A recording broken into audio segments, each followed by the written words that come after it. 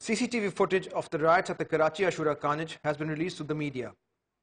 The footage captured by the cameras installed by the city district government clearly shows arsonists setting fire to shops, vehicles and destroying public and private property. According to the city government, the visuals have been sent to police and other law enforcement authorities to identify the people in the video and action taken against them.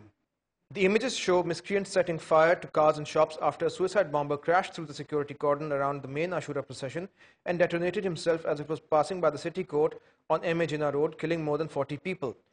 Mayhem and panic gripped the site of the blast as the injured were ferried to the civil and Jinnah hospitals. In the footage, police and other security personnel can be seen standing by, doing nothing while the miscreants were busy rioting. DIG South Ghulam Nabi Memon says that the police could not open fire to avoid collateral damage.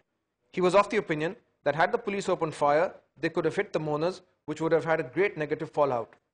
If we had to we have to take the decision to fire upon that procession, then of course we had to fire upon the person who may not be involved in that act of terrorism.